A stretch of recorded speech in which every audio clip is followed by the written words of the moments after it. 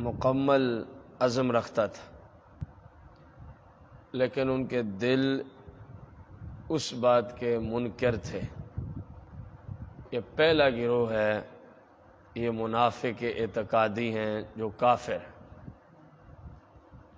دوسرے وہ تھے جنہوں نے زبان سے بھی اخلاص کے ساتھ آپ علیہ السلام کا ساتھ دیا اور قلوب و اذہان کے ساتھ بھی اخلاص کے ساتھ آپ علیہ السلام کا ساتھ دیا، یہ پکے مومن ہیں۔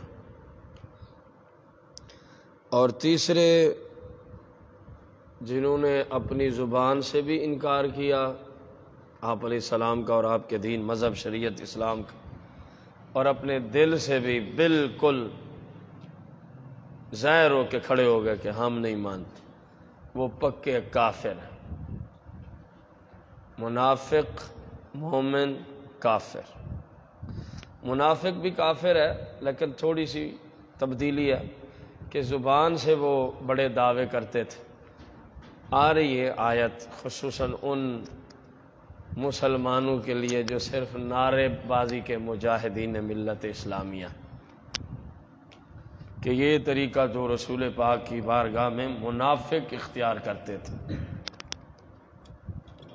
عمل کوئی نہیں، نعرے جیسے مرضی لگوا لیں، نعروں کی وجہ سے نمازیں قضا، نعروں اور جلسوں اور جلوسوں اور دھرنوں اور پتہ نہیں کیا کیا بلا کی وجہ سے اسلام کی دھجیاں اڑائی گئی۔ وہ مجاہد ہیں، پکے عاشق رسول ہیں، ان جیسا عاشق رسول کوئی نہیں، سچ ہے ان جیسا بے ایمان ہے ہی کوئی، جو نعرے بازی کی وجہ سے، جلسے جلوس کی وجہ سے دین اسلام پر عمل نہیں کر رہے۔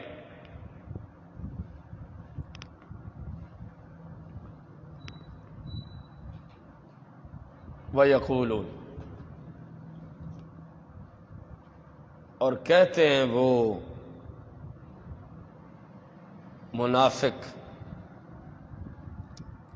آمنا، ہم ایمان لائے باللہ، اللہ پر، وبالرسول، اور رسول پر، وَأَطَعْنَا، کہتے ہیں وَأَطَعْنَا، ہم آپ کی اطاعت کرنے کے لیے تیار ہیں، کہتے ہیں وَيَقُولُونَ اطعنا، ہم جناب آپ کی پیروی کے لیے بالکل تیار، ثم یتولی، لیکن بس کہتے ہی ہیں،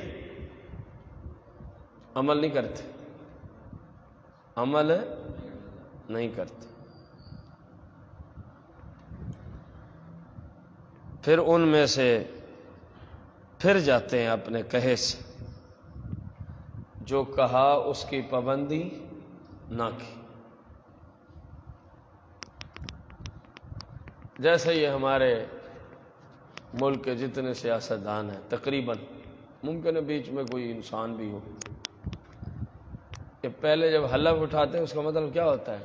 اسلام کے مطابق چلائیں گے نظام کو، کوئی غداری نہیں ہوگی، کوئی امانت میں خیانت نہیں کریں گے، کوئی دھوکہ نہیں کریں گے، کہتے ہیں، لیکن رب فرماتے ہیں اس کے بعد پھر ان باتوں کا لحاظ یہی کچھ کرتے تھے مسجد نبوی کے اندر منافق زمانہ دور رسالت میں۔ کہتے تھے جناب جو آپ کا حکم ہے سارا حکم، کرنا کچھ بھی نہیں۔ اللہ نے فرمایا وَمَا أُولَٰئِكَ بِالْمُؤْمِنِينَ، ہمارے ہاں یہ مسلمان نہیں ہیں، کیونکہ زبانوں سے تو کہتے ہیں آپ کا دین بڑا اچھا ہے، اندر سے کہتے ہیں نہیں ان کا دین اچھا نہیں، استغفر اللہ۔ اس پہ ان مسلمانوں کو نہ فٹ کر دینا جو کہتے ہیں نمازیں پڑھیں گے پھر نہیں پڑھتے، کیونکہ وہ نماز کا انکار نہیں کر رہے ہیں، ان کو کافر نہیں کہہ سکتے آپ، زیادہ کہہ سکتے ہیں جھوٹ بول گئے، وعدہ خلافی کر گئے، لیکن کافر نہیں کہ یہ کافر اس لیے ہیں یہ دل سے دین کا، مذہب کا، اسلام کا، قرآن کا، مصطفیٰ کریم کا دل سے سرے سے انکار کرتے تھے، زبان سے کہتے ہم آپ کے ساتھ کھڑے ہیں، ہم آپ کے ساتھ ہیں۔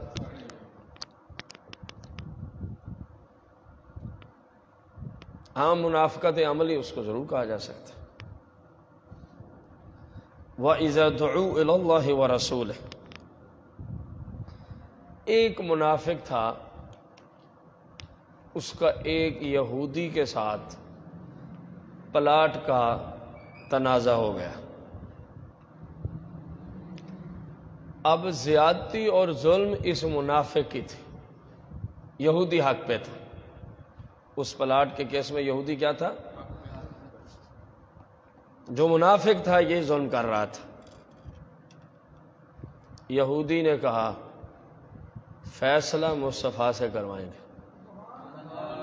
اب اندازہ لگو، کافر ہو کے وہ کہہ رہا ہے، کیونکہ یہودی کو اطمینان تھا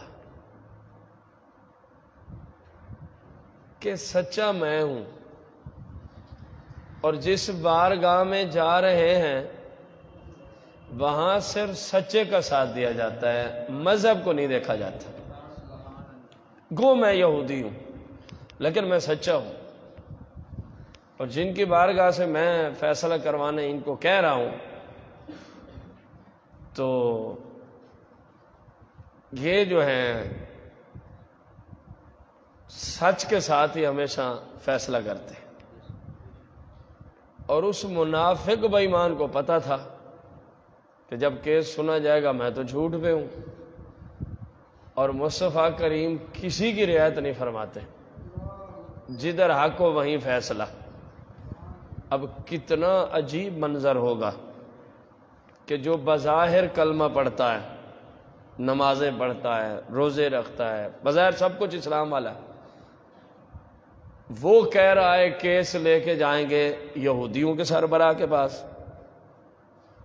اور یہودی مذہب کا بندہ کہہ رہا ہے کیس لے کے جائیں گے مسلمانوں کے سربراہ کے پاس۔ کیونکہ یہ منافق جانتا تھا یہودیوں کا سربراہ رشوت خور ہے، اس کو کچھ پیسے دیں گے میرے حق میں فیصلہ ہو جائے گا۔ یہ ڈر رہا تھا رسول پاک کی بارگاہ میں آنے سے کہ یہاں سے فیصلہ حق کے ساتھ ہونا ہے، میں مارا جاؤں گا، اور میں مارا جاؤں گا۔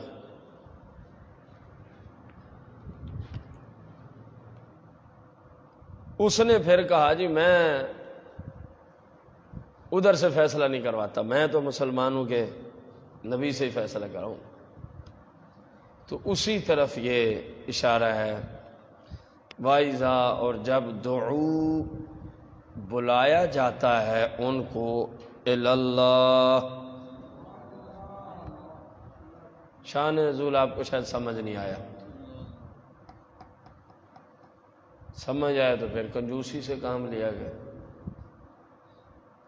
وَإِذَا دُعُوا، اور جب بلایا جاتا ہے ان کو، اِلَى اللَّهِ، بات تو مصطفیٰ کی ہو رہی ہے، اور رب فرماتا ہے جب ان کو بلایا جاتا ہے اللہ کی طرف، وَرَسُولِهِ، اور اللہ کے، تو قرآن یوں نازل کر کے فرمایا، ورنہ قرآن تو بعد میں ہی آیا نا، جب یہ معاملہ ہو گیا پھر قرآن آیا۔ کہتا میں نے نہیں جانا رسول پاک کی بات، کہتا میں نے تجھے لے کے ہی ادھر جانا، میں اور کسی سے فیصلہ کرواتا ہی نہیں، یہودی کہتا۔ اور رب نے قرآن نازل فرمایا جب ان کو بلایا جا رہا تھا اللہ کی بارگاہ میں، حالانکہ اللہ کی بارگاہ میں تو ناممکن ہے، اور شان نزول بھی یہی ہے کہ مصطفیٰ کی بارگاہ قدسیہ میں بلایا جا رہا تھا۔ تو پھر اس پہ کلام کرتے علماء فرماتے ہیں کہ مصطفیٰ کی بارگاہ میں آنا ایسے ہی ہے جیسے رب کی بارگاہ میں آ گئے، کیونکہ قرآن کہہ رہا ہے، اس میں ہم کیا کریں؟ ورنہ کوئی نجدی آ کے ثابت کرے، اپنے گھر کی کوئی من گھڑا تفسیر ہی چلو لے آئے، تفسیر کیسے کرے گا؟ کس طرح ثابت کرے گا کہ اللہ کی بارگاہ میں آئے؟ نہیں، مسجد میں ہم اللہ کی بارگاہ میں نہیں ہیں، تو جناب یہاں فیصلہ بھی کرنا ہے، مسجد میں جو آئے فیصلہ کروانے تو نہیں آئے ہم تو اس کی عبادت کرنے ہیں۔ اللہ کی بارگاہ میں ایک جملہ بولا جاتا ہے ٹھیک ہے، یہی جملہ آ جا کے بولے گا، کون سا کوئی مسئلہ ہے؟ جہاں ان کا کیس سننا بھی ہے، کیس سن کے پھر گواہوں کی ضرورت بھی پڑنی، وہ بھی طلب کرنے ہیں، پھر فیصلہ بھی سنانا ہے، آگے پھر اللہ کو کہاں تم بٹھاؤ گے؟ استغفر اللہ العظیم مسجد نبی میں؟ تفسیر کوئی بنتی نہیں ہے سوائے اس کے کہ ان کی بارگاہ میں آنا ایسے ہی ہے گویا تم رب کی بارگاہ میں آ گئے بس۔ اور یہ اسلوب خود قرآن نے دیا ہے، خود رب رحمان نے دیا ہے، ہم نہیں کہہ رہے۔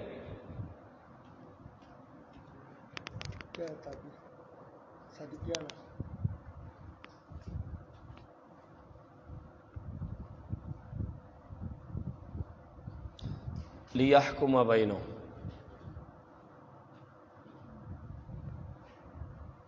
اللہ کی طرف جب بلایا جائے، رسول کی طرف جب لِيَحْكُمَ، آگے پھر واحد، پیچھے تثنیہ آگے واحد، لِيَحْكُمَ۔ جب پیچھے دو بندوں کا ذکر ہے تو فیصلہ کرنے کے لیے بھی تثنیہ کا ذکر ہونا چاہیے تھا، دو کا ذکر ہونا چاہیے تھا۔ اللہ نے واحد کا ذکر کر کے بتایا فیصلہ مصطفیٰ کا ہو تو وہی فیصلہ خدا کا ہوتا ہے، اس لیے تو واحد ہے۔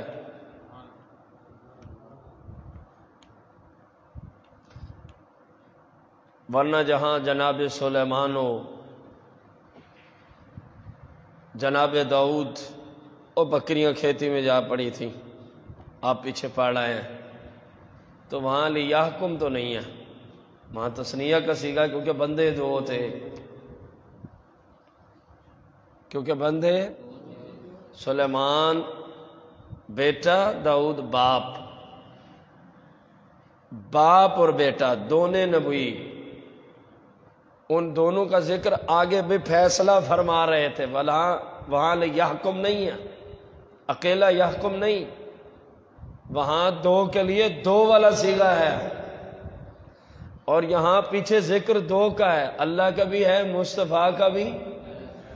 فیصلے کے لیے صیغہ آتا ہے واحد کا، تو پھر علماء نے یہی نتیجہ نکالا کہ رب فرما رہا ہے مصطفیٰ جو فیصلہ کر دیں وہی خدا کا فیصلہ ہے، وہی خدا کا، اس میں کوئی گنجائش نہیں رہتی۔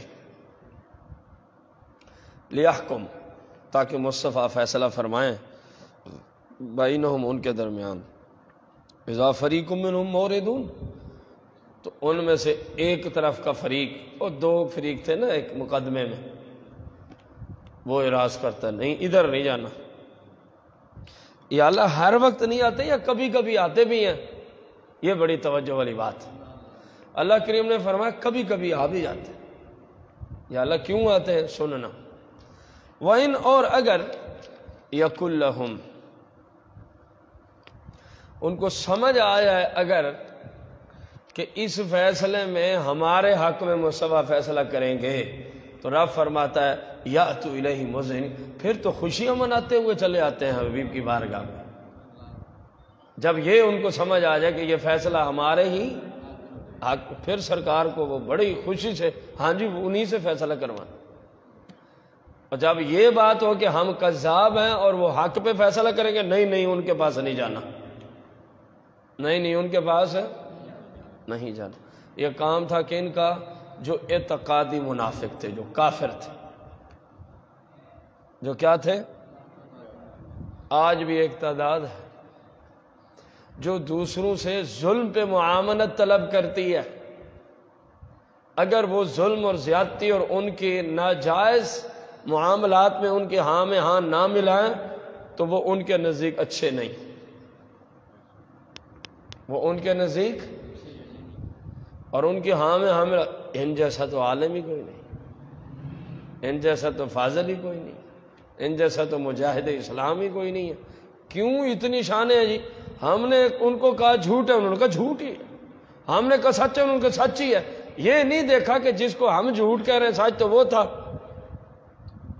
جس کو ہم نے سچ کہا وہ جھوٹ تھا، وہ ہمارے ہی پیچھے کھڑا ہوگا۔ بہت اچھا بندہ ہے، مصطفیٰ کی یہ سیرت نہیں ہے، تو پھر ہم کیسے اس بندے کو بہت اچھا بندہ سمجھیں بھائی؟ رسول پاک صلی اللہ علیہ وسلم کی تو ایک ہی سیرت، جہاں حق ہے وہیں آپ ہیں، جہاں نہیں ہے بھلے کوئی بھی ہے اس کا ساتھ آپ نہیں دیتے تھے۔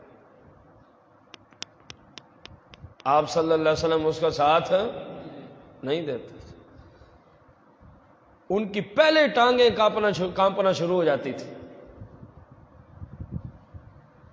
حالانکہ نماز بھی پڑھتے تھے، آپ کے پیچھے بھی آتے تھے، آپ صلی اللہ علیہ وسلم کے بیانات بھی سنتے تھے، لیکن پتہ تھا یہاں نہ حق فیصلہ نہیں ہوتا۔ اس بات کو بھی سمجھنے والی بات ہے کہ کیسے عظیم پیغمبر کے ہم امتی ہیں کہ جن کے حق فیصلہ بھی حق ہی ہوتا ہے، یہاں سے کافر بھی اس چیز کے معترف تھے کہ حق کے سوا کوئی فیصلہ نہیں ہوتا، حق کے سوا کوئی فیصلہ نہیں ہوتا۔ آپ اندازہ لیں، کافر بھی اس بات کے اقرار کرنے والے، تبھی تو آ نہیں رہے، تبھی تو اللہ فرماتے ہیں اگر حبیب ان کی بار ان کے لیے فیصلہ کرنے، پھر کہتے ہیں یہ بہت اچھے فیصلہ کرنے والے۔ معلوم ہوا کہ ہر بندہ ہی آپ کی تعریف کرے، اس کے لیے آپ کو منافق بننا پڑتا ہے۔ اگر آپ حق پہ بولیں گے اچھے لوگ آپ کے ساتھ، برے آپ کے خلاف، بشرطے کہ وہ حق ہو۔ آپ حق نہ بول رہے ہو، کہیں جی ہم نے قرآن پڑھا تھا، یہ جو ہمارے ساتھ نہیں ہے برائی ہے۔ حق قرآن کہے، حدیث کہے کہ آپ حق کے ساتھ ہیں، اور جو طور طریقہ آپ نے رکھا ہے وہ اسلام میں ٹھیک بھی ہے، وہ اسلام میں جتنے 2 نمبر پیر ہیں وہ تو پھر سارے اپنے آپ پہ، علماء ان کو اچھا نہیں سمجھتے ہو، کہیں جی ہم حق پہ ہیں اس لیے معاذ اللہ، پھر کیا فتویٰ ہے؟ وہ جس بات کو حق کہہ رہا ہے قرآن و حدیث اس کو حق سمجھے، پھر یہ فتویٰ ہوگا۔ اور اس سے ہمیں بھی ایک درس ملا کہ بھلے کوئی کتنا قریبی ہو اور دوسری جانب کوئی اجنبی شخص کیوں نہ ہو، جدھر حق ہو فیصلہ ادھر ہی ہو، جدھر حق ہو آپ ادھر ہی ہوں، آپ ادھر ہی ہوں۔ ظالم کا ساتھ نہیں دے سکتے آپ، خائن کا ساتھ نہیں دے سکتے آپ، بددیانت کا ساتھ نہیں دے سکتے آپ، حکومتی خزانوں کو لوٹنے والوں کا ساتھ نہیں دے سکتے، کسی کے ساتھ زیادتی کرنے والے شخص کے ساتھ نہیں دے سکتے آپ، اگرچہ وہ آپ کا باپ ہی کیوں نہیں ہے۔ آپ کو کہنا پڑے گا جی آپ غلط، آپ کیا ہیں، کیونکہ رسول پاک کی یہی تعلیمات ہے۔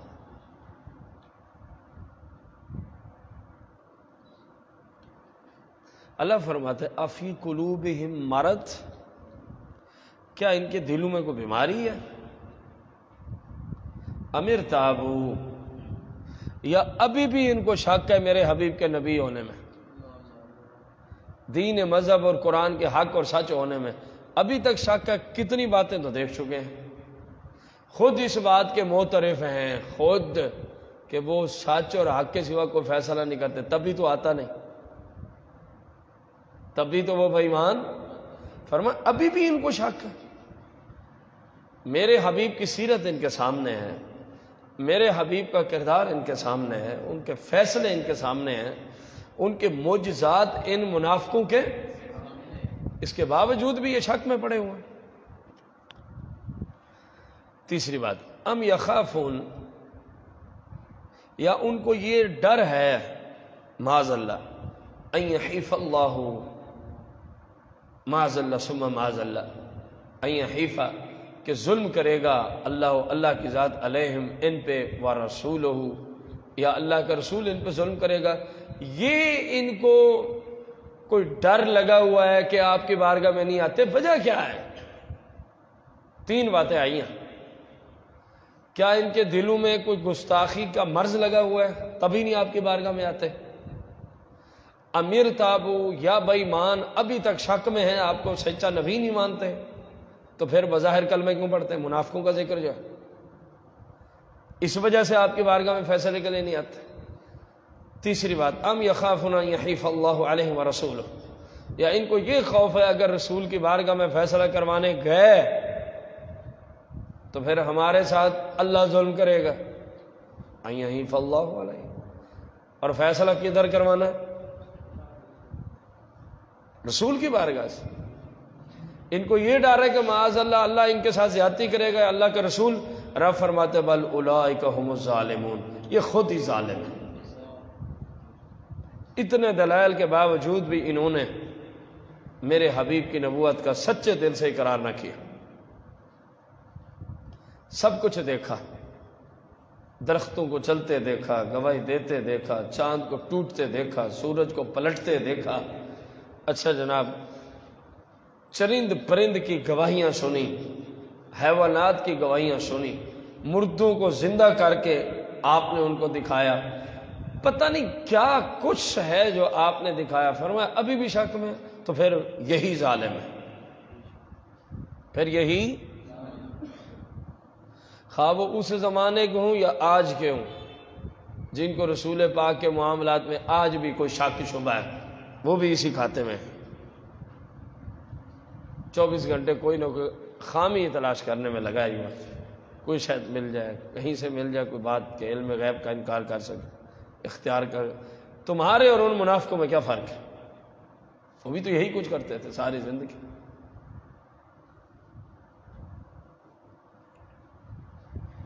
یہ پہلے طبقے کا ذکر تھا جو میں نے 3 آپ کے سامنے رکھے تھے سبق پڑھانے سے پہلے۔ دوسرا، انما کان قول المؤمنین، جو پکے مسلمان ہیں ان کا تو یہ حال ہے، اذا دعوا الی اللہ ورسولہ، آپ ان کو جب بھی بلا لیں اللہ اور اس کے رسول کی طرف، لیحکم بینہم، تاکہ اللہ کا رسول ان کے مابین فیصلہ فرمائے، ان یقولوا، تو ایک ہی جملہ گزارش کرتے ہوئے نظر آئیں گے، سمعنا، ہم نے سن لیا، واطعنا، اور حکم سر آنکھوں پہ رکھ لیا، وَأُولَٰئِكَ هُمُ الْمُفْلِحُونَ، فرمایا یہی کامیاب لوگ ہیں۔ اب ہمارے لیے بھی یہ بہت بڑی چیز ہے، اللہ رسول کا حکم سنیں، اس پہ عمل کریں، وہی کامیاب ہے۔ سن تو لیا، عمل نہیں کیا، سن لیا زکوٰۃ فرض ہے لیکن دے ہی نہیں، تو پھر کامیابی تو نہیں۔ سن لیا نماز فرض ہے لیکن پڑھی نہیں، کامیابی تو نہیں۔ سن لیا لڑکی لڑکے کے چکر میں پڑنا بہت بڑا کبیرہ گناہ ہے لیکن چھوڑا نہیں، اس لعنت کو سر پہ اٹھائے رکھ۔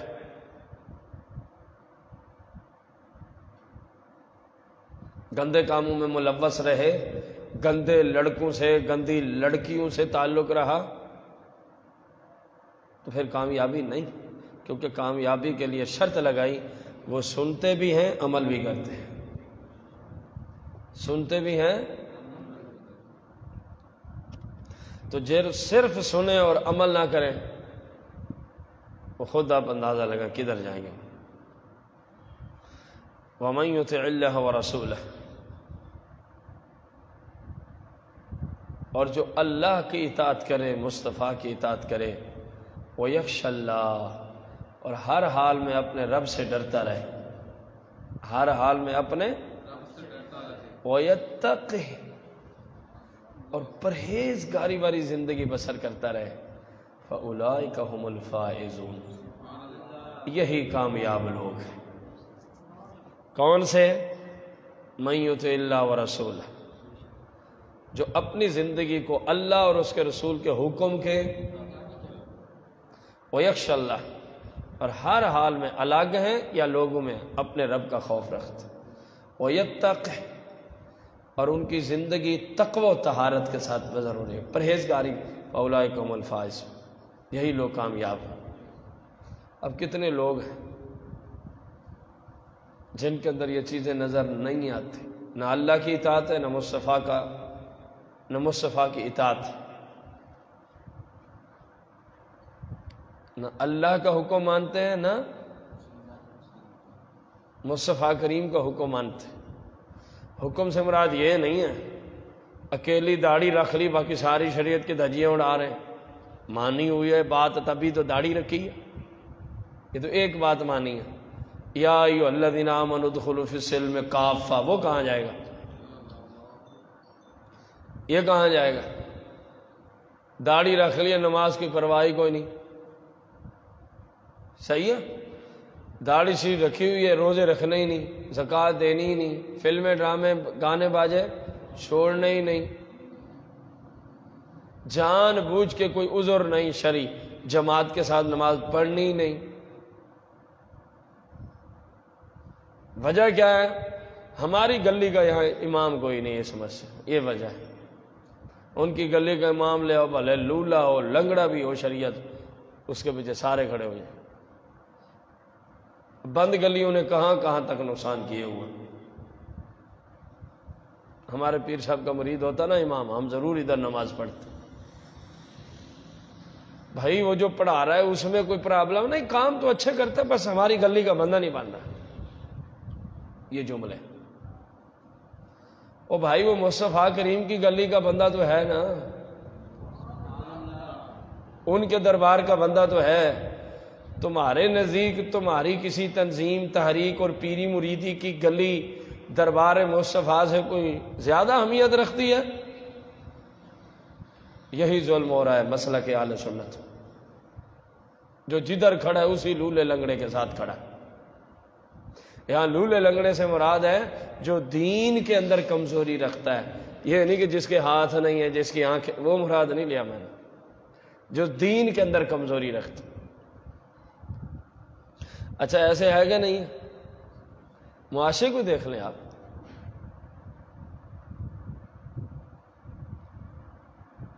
ایک ماہر بندہ اپنے رب کے فضل و کرم سے قرآن و حدیث سکھلا رہا ہے، اور ایک بندہ مجال ہے کہ بھولے سے بھی کبھی آ جائے، اور وہی بندہ 30 کلومیٹر دور رات کا سفر کر کے جا رہا ہے، اور اس لیول کا آگے بندہ بھی نہیں آ رہا تبلیغ کرنے، 2-4 باتیں رٹی ہوئی ہیں انہی کو سناتے ہیں ہر جگہ ہی۔ علم یا عالم یا مفتی ہونا کسی اور چیز کا نام ہے، لکھنا تو ہر بندے کا ہی ہے سسٹم۔ ہمارے 2-3 گروپ ہیں علماء اور مفتیوں کے، عرب و عجم کے، تو اس میں اس طرح کی بہت ساری چیزیں آتی ہیں۔ وہ جی فلاں نے گروپ بنایا، وہ اپنے نام کے ساتھ مفتی لکھا ہوا، تو میں پھر ایک نے پوچھا جی وہ ہے نہیں، کب ہے؟ مدرسے نہیں گیا، مفتی تو دور۔ تو سوالوں کے جواب کیسے دیتا ہے؟ انٹرنیٹ زندہ باد، ہر سوال کا جواب انٹرنیٹ سے تلاش کر کے، اور جس کا نام ہے اس نام کو کاٹ کے اپنا نام نیچے لکھ کے چل بھی مفتی صاحب کا فتویٰ۔ صحیح ہے غلط ہے، اس سے کوئی غرض نہیں ہے۔ اور بعض ایسے نااہل ہیں، وہ اہل سنت کے مفتیوں کا گروپ ہے، اس کے اندر نجدیوں کی کتابوں کے حوالے کا فتویٰ بھی آ گیا، یعنی اتنے جاہل بندے بھی مفتی ہیں جن کو یہی نہیں پتا کہ یہ کتاب کن کی ہے۔ پھر جب اس کا تعاقب کے میں نے تو فلاں جگہ نیٹ سے لیا تھا، مجھے کیا پتا کس کا لکھا ہوا ہے۔ یہ چوری الگ ہے، بددھیانتی الگ ہے، فتویٰ آپ نے لکھا، محنت آپ نے کی، آپ کا میں نام نکال کے اپنا نام نیچے لکھ دوں، آپ کو پتہ ہی نہیں ہے کہ یہ کہاں سے آیا ہے، کدھر سے لکھا ہے، ٹھیک بھی ہے کہ نہیں۔ بھلے وہ لکھنے والا ماہر مفتی ہے، اس سے بھی تو غلطی ہو سکتی ہے۔ آپ کو تو کتابوں کے نام نہیں آتے پڑھنے، کتابیں تو دور کی بات، سمجھ آ رہی؟ وہ بھی مفتی صاحب ہے، تو وہ 30 کلومیٹر دور کیوں گیا ہے؟ اس کو اس کی اپنی گلی کھینچ کے لے کے جا رہی کہ اب ہماری گلی کا بندہ ہے، بھلے جو بھی ہے ٹھیک ہے، گلی اپنی ہونی چاہیے۔ اسلام اس چیز کی بالکل مخالفت کرتا ہے۔ اس کا مطلب ہے کہ آپ تنظیم کی وجہ سے دین میں ہیں، دین کی وجہ سے مسلمانوں کے ساتھ نہیں ہیں آپ، ورنہ دین تو ادھر زیادہ سکھلایا جا رہا تھا، دین تو ادھر زیادہ سکھلایا جا رہا تھا، ماہرین تو تیرے قریب زیادہ بیٹھے تھے، تو پھر اس میں کتنا اخلاص ہے یہ ہر بندہ خود سوچ سکتا ہے۔ آپ کے کہنے سے تو اخلاص نہیں بننا، نہیں میں مخلص بندہ ہوں، شریعت بھی مانے نا بھی یہ اخلاص ہے، شریعت بھی اس کو مانے نا۔ اچھا جی، مزے کی بات آگے آ رہی ہے۔ یہ دوسرا گروہ تھا جو کہتے ہیں وہ کرتے بھی ہیں، اللہ کے وہی کامیاب ہے۔ اگر کہتے ہیں نا ہم رسول پاک کے عاشق ہیں تو نماز نہیں چھوڑتے بھلے مر ہی جائیں. کہتے ہیں نا غلامی رسول میں موت بھی قبول ہے تو پھر مصطفیٰ کی شریعت کی مخالفت نہیں کرتے بھلے مر ہی کیوں نہ جائیں. تبھی وہی ہوئے نا جو ادھر ہم نے پڑھا کہ جو کہا وہی کیا. جو کہا. اب پھر پہلے گروہ کا ذکر شروع ہے اگلی آیت سے، منافقوں کا. جب سرکار مدینہ صلی اللہ علیہ وآلہ وسلم نے اپنی مبارک سیرت کو جس طرح رب کا آپ کو حکم ہے اس طرح نظام چلایا، اب منافقوں کو تکلیفیں شروع ہو گئی. ہمارے بارے میں آیت نازل ہو گئی کہ ہم ان کا فیصلہ ہی نہیں سننے جاتے، ڈرتے ہیں. پھر آئے سرکار کی بارگاہ میں، جی اللہ کی قسم ہے یہ وہ آیت ہے جہاں میں نے کہا کہ آپ لاکھ بار جلسے کر لیں، جلوس کر لیں، قسمیں اٹھا لیں، کروڑ بار آپ قرآن کو سر پہ رکھ لیں، اگر آپ شریعت پہ نہیں چلتے تو آپ منافق ہیں. یہ وہ آیت ہے. توجہ سے سنو. وَأَقْسَمُوا بِاللَّهِ جَهْدَ أَيْمَانِكُمْ أَيْمَانِهِمْ. حضور کی بارگاہ میں آ گئے. ظاہر اب انہوں نے دیکھا اب تو ہماری بچت نہیں ہونی، تو کام خراب ہو گیا کہ منافق تو ان کا فیصلہ سننے ہی نہیں آتے. آ کے جناب کیا، یا رسول اللہ اللہ کی قسم ہے، اللہ کی ہم قرآن سر پہ رکھنے کے لیے تیار. کیا کیوں قسمیں اٹھا رہے؟ اللہ نے فرمایا جہد ایمان، اپنی قسموں میں بڑا غلو کیا، بڑی کوششیں کر کے رسول پاک کی بارگاہ میں قسمیں اٹھائیں. سرکار نے پوچھا قسمیں اتنی کیوں اٹھا رہے ہو؟ جناب بس پچھلے کی معافی دے دیں، آئندہ جو جناب کا حکم وہی سارا آنکھوں پہ، ورنہ تو ہمیں یہاں زندہ نہیں کوئی چھوڑے گا. جو پیچھے آیت آ گئی، آپ کا جو حکم ہوگا ہم تیار ہیں، ہم عملی دنیا میں تیار ہیں. حتیٰ کہ اگر آپ یہ آرڈر دے دیں نا، بیویوں کو چھوڑ دو، گھروں کو چھوڑ دو، بچوں کو چھوڑ دو، تجارت چھوڑ دو، فلاں جگہ جا کے جہاد کرو، ہم تیار ہیں اللہ کی قسم. یہ وہ حضور کی بارگاہ میں قسمیں اٹھا رہے ہیں کہ ہم آپ جو کہیں گے وہی، جو آپ کا آرڈر ہوگا سر آنکھوں پہ. اللہ کریم نے جبریل کو بھیج دیا. اللہ رب العزت نے تو پھر کیا کہا جبریل نے، رب کا کیا پیغام سنایا؟ توجہ. وَأَقْسَمُوا بِاللَّهِ، اور انہوں نے قسمیں اٹھائیں اللہ کی، جہد ایمانہم، اپنی قسموں میں بڑی کوشش کر کے قسمیں اٹھائیں. جہدہ تہجد بھی اسی سے ہوتی، وہ مشقت والا کام ہے اسی سے. بڑی کوشش کر کے قسمیں اٹھائیں. کیا قسم ہے جی؟ لَإِنْ أَمَرْتَ، اے حبیب اگر آپ کوئی آرڈر دے دینا، ہم ان منافقوں کو، لا یخرجن، ادھر عمل کرنا تو دور کی بات ہے، ہم تو جہاد میں نکلنے کے لیے بھی تیار ہیں. آپ قسمیں اٹھا رہے ہیں، قسموں پہ قسمیں، قسموں پہ قسم. رب نے فرمایا قل، حبیب آپ اعلان فرما دیں، لا تقسموا. پہلی بات یہ ہے کہ قسم اٹھانے کی حاجت ہی کوئی نہیں. یا اللہ ایسے تو پھر صحابہ کو تسلی نہیں آئے گی، بے ایمان جو ہے پہلے سے ہی. فرمایا نہیں، تسلی آ جاتی ہے. قسم اٹھانے کی کوئی ضرورت ہے تو یا اللہ کیا کرنا ہے؟ فرمایا طاعۃ معروفہ، شریعت پہ چلنا شروع کر دیں، ہر بندے کو سمجھ آ جائے گی بندے بن گئے. قسم کیوں اٹھا رہے ہیں؟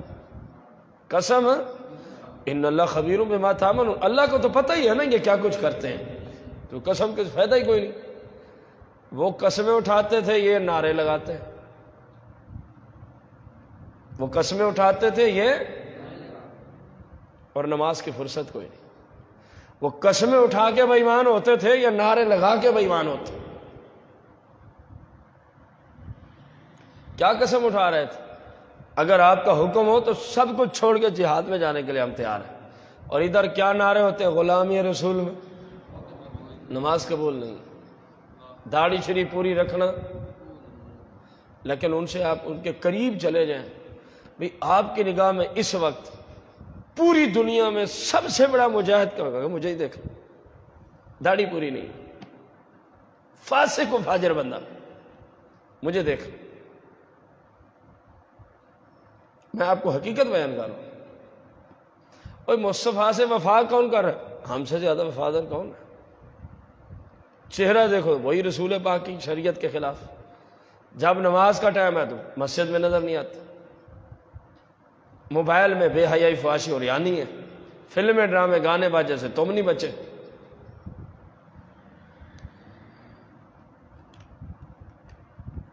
جتنے پیسوں کی وجہ سے سٹیجوں پہ بیٹھتے ہیں، نعت خواں، نقیب، پیر، 2 نمبر مولوی، جس سے پوچھو اس جیسا کوئی بھی مصطفیٰ کریم کا وفادار نہیں، کوئی بھی مجاہد اسلام نہیں. معاذ اللہ. اگر ان سے آپ پوچھیں کوئی بھی رسول پاک سے ایسا وفا کر اور کردار دیکھو تو پھر آیت ذہن میں ضرور آئے گی. تم تو صرف نعرے لگاتے ہو، اگلے تو قسمیں اٹھا رہے ہیں بارگاہ مصطفیٰ میں، تب بھی رب نے کوئی خیال نہیں کیا ان کا. فرمایا تمہاری قسموں کو میں کیا کروں جب کردار ہی نہیں ہے ٹھیک. طاعتم معروفہ، میرے دین پہ عمل کرو، قسم کی حاجت ہی نہیں رہے گی. ہر ایک کو پتہ چل جائے گا بندہ مخلص ہے. اب کو سمجھ آئی ہے کہ نہیں آئی؟ آپ بھی 12 ربیع الاول کو بڑے نعرے لگاتے ہیں جلوس میں، تو پھر اس کو بھی ذہن میں رکھا کرو کہ رب کے ہاں تو قسم اٹھا کے بھی نعرے لگانے کی کوئی اوقات نہیں ہے. وہاں تو ایک ہی اوقات ہے، طاعت معروف.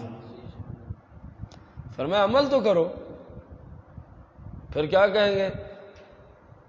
جو ہو نہ اس کے مصطفیٰ تو زندگی ہی بے فائدہ ہو گئی ہے. پتہ نہیں نماز پڑھنا اس کے منافی ہے ان کے ہاں، داڑھی شریف پوری کرنا عشق رسول کے منافی ہوگا ان کے ہاں. تبھی تو نہیں داڑھی پوری کی نا، تبھی تو نہیں نماز با جماعت کا اہتمام کیا. کیا عاشق رسول بھی کبھی رسول کے نائب کے خلاف زبان کھولتا ہے؟ تمہاری زبانیں گندی ہو چکی ہیں علماء کے خلاف کھول کھول کے. ابھی بھی تم مجاہدین ہو، ابھی بھی تم مصطفیٰ سے وفا کر رہے ہو، ابھی بھی تم جناب رسول پاک کے عاشق ہو، غلام رسول، موت قبول ہے. یہ جتنی باتیں میں کر رہا ہوں آپ کو معاشرے میں مختلف جگہوں میں نظر آئیں گی. ضروری نہیں کہ ہر بات آپ کو نقیبوں میں ہی نظر آئے یا 2 نمبر نعت خانوں میں ہی نظر آئے، 2 نمبر پیروں میں ہی، لیکن معاشرے میں غور کریں گے تو آئے گی. ممکن ہے کلاس میں غور کریں بھی تو نظر آئے. غلام رسول میں موت قبول کا نعرہ تو آپ بھی لگاتے. آپ میں سے کوئی ہوں گے ایسے جو فلمیں ڈرامے دیکھنے والے ہوں، جو گانے باجے سنتے ہوں گے، جو گندی لڑکی گندے لڑکے سے تعلق ہے، تو پھر غلام رسول میں موت قبول وہ تو جھوٹ ہوا نا. کوئی آپ کو اس کے سوا سمجھ آئیے تو مجھے سمجھائیں. مجھے تو یہی قرآن سے سمجھ آئیے کہ وہ بارگاہ مصطفیٰ کریم میں آ کے کیا اٹھاتے رہے. اللہ نے فرمایا ہمیں ان قسموں کی کوئی حاجت نہیں. جبریل آئے، باقاعدہ قرآن آیا، قسمیں اٹھا رہے ہیں، آپ جو حکم دیں گے وہی کریں گے. اللہ نے فرمایا قل لا تقسموا، حبیب ان کو فرمایا قسم اٹھانے کی کوئی ضرورت نہیں ہے. طاعت معروفہ، آپ کے دین پہ چلنا شروع کر دیں تو ہمیں بھی سمجھ آ ہی جائے گی کہ اچھے بندے ہیں. لاکھ بار قسم اٹھائیں کل کو نماز ہی نہیں پڑھنی. غلامی رسول موت قبول ہے، 1000 بار نعرہ لگائیں نماز ہی نہیں پڑھنی تو رب قبول کر لے گا ان کے اس نعرے کو؟ کہنے کو تو آپ بھلے غوث اعظم بن کے بیٹھے رہے، آپ کو کہنے سے کون روک سکتا ہے؟ اصل تو یہ ہے کہ رب کے ہاں کوئی بندے کا مقام ہو. اپنے آپ سے جو مرضی کی اپنے آپ کو لقب دے، ایک کون سا کوئی مشکل کام ہے؟ سمجھ آئیے کہ نہیں آئی؟ آپ بھی کھڑے ہوں، آپ بھی کھڑے ہوں، دونوں کھڑے ہیں، آپ بھی کھڑے ہوں، قرآن پاک لے کے.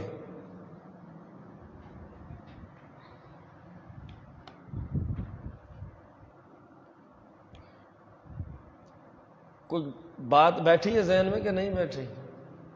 کیا بیٹھی ہے؟ نعرے لگاؤ نہ لگاؤ کوئی مسئلہ نہیں ہے، نہ بھی لگے خیر ہے، نہ بھی لگے۔ اللہ کو جو چیز درکار ہے، اللہ کے جو چیز مقبول ہے، جس کی وجہ سے بندہ کامیاب ہے، وہ کیا ہے؟ شریعت پر بس۔ جلوس میں جاؤ نہ جاؤ کچھ بھی نہیں ہوتا۔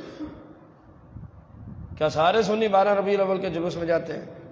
کچھ بھی نہیں ہوتا، میں خود نہیں جاتا، ٹائم ہی نہیں ہوتا، سیدھی سی بات۔ گو میں جلوس والوں سے زیادہ کام کر رہا تھا اللہ کے فضل سے، میں دین کی تبلیغ لوگوں کو کر رہا ہوتا، جلوس والوں کو سمجھا رہا ہوتا، لیکن میں جاتا تو نہیں نا جلوس، تو کیا فتویٰ میرے کوئی بھی نہیں۔